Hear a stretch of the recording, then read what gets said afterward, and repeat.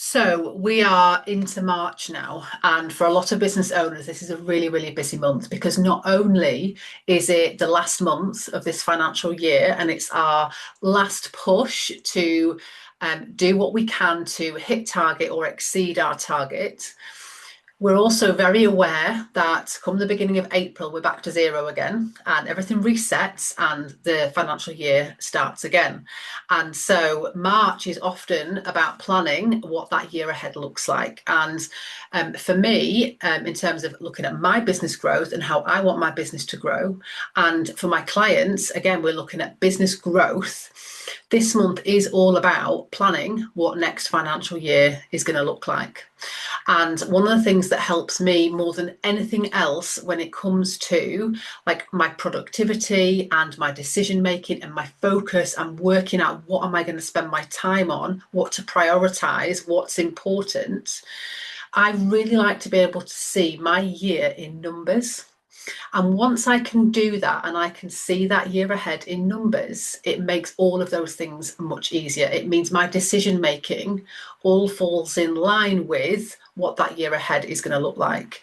It means that where I focus, the things I focus on, what I put my time and effort and my energy, my money into, have to align with that year ahead. And what does it look like? And for me, that always starts off with what does it look like in numbers? And I've just had a session with a client where this is what we've looked at. We've looked at what do we want to do next year in terms of our growth? What are we pushing for? And so I think it's all well and good people saying, oh, I want to double my turnover, I want to get to six figures, I want to get to multi six figures, or whatever it is. That's great. Like, have that goal of what it is that you're going to push towards. But I want to see if we're going to make that claim that we're going to double our income, or we're going to get to six figures, or we're going to get to multi six figures, or whatever it is, whatever that target is.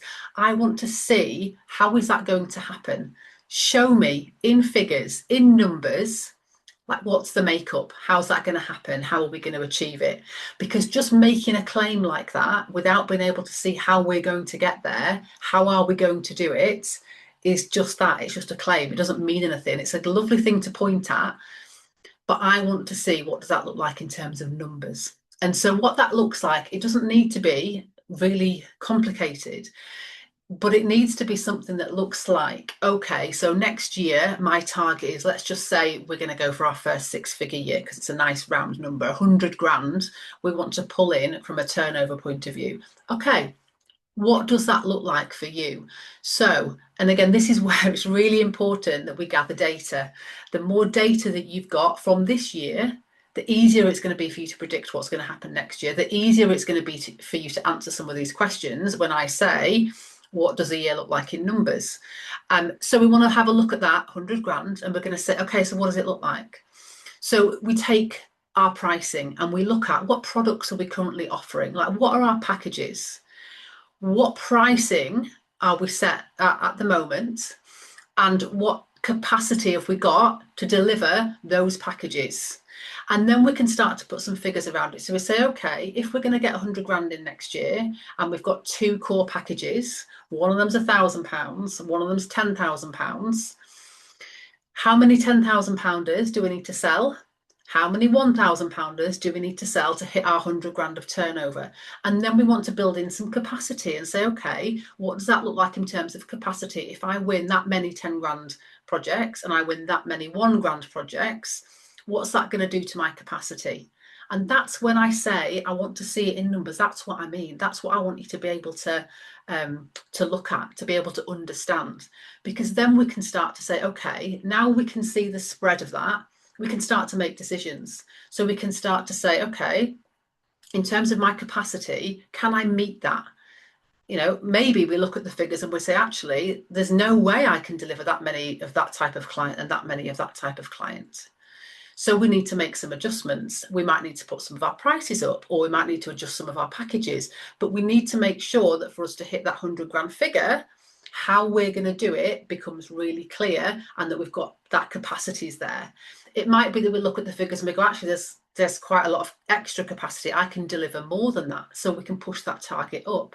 But without understanding what you're able to actually deliver from a capacity point of view, it's very difficult for you to plan like how you're going to achieve that figure. How realistic actually is it? And what are the key drivers that you're going to need to work on that are going to get you there? Again, when we look at our pricing, it very much depends on, are you in demand or not? Again, if you're always hitting capacity and you're always in demand, there's some scope there to let's have a look at our prices for next year. Let's see what adjustments we can make to our pricing. And again, we want to balance all of this out. And so being able to see in numbers what that year looks like is really that bedrock. It's that foundation for you being able to see what are my priorities next year going to be then. If this is what I'm going to deliver, if these are the packages that I'm going to offer at these prices and I need to win this many clients, again, this is why I said at the beginning, some data can be really helpful for this, because when we're pushing for growth and we're saying, maybe we made 50 grand this year and we're pushing to 100 next year, like how realistic is that jump?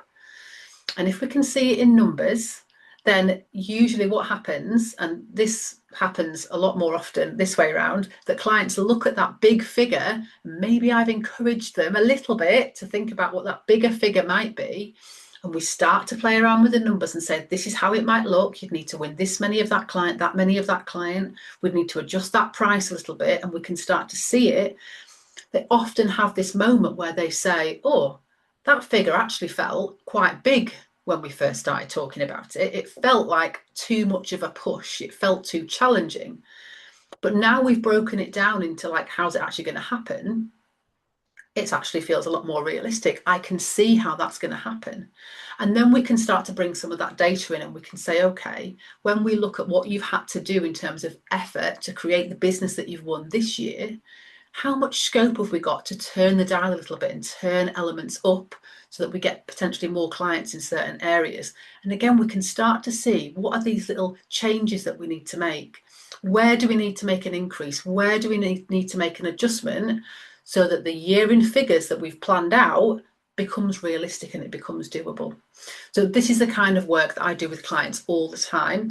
Is we look at what their growth is going to be like in terms of our figures, in terms of pricing, in terms of what we're going to offer, and in terms of their capacity. And we use data that we've gathered over the previous year to inform these decisions, so that when we're driving for growth that is challenging, because we want to grow our businesses. We don't want to set our targets too low. We don't want to be too conservative. We don't want to play it too safe, because that's not growth. We want to be able to push that boundary a little bit.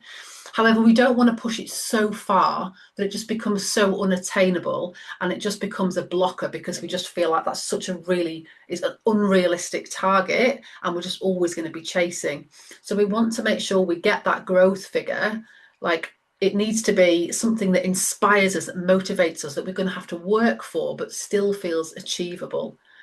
And so then I'm back to the data that we gather over the previous year and mapping it out from a numbers point of view. This is where we need to start. And once we've got that and we can see roughly how it's going to go, then we can start looking at, right, what needs to happen? What are the smaller projects that we now need to plan in? What things become a higher priority and what things can we just let go of? And all of those decisions become much easier when we've got that initial like financial plan and we can see in numbers how we're going to get there. So I would fully encourage every business owner to make sure that that's how you're looking at your year ahead. So from April onwards, or wherever your year spans from, that you can see in figures how it's going to go. How are you going to achieve it? What does it look like?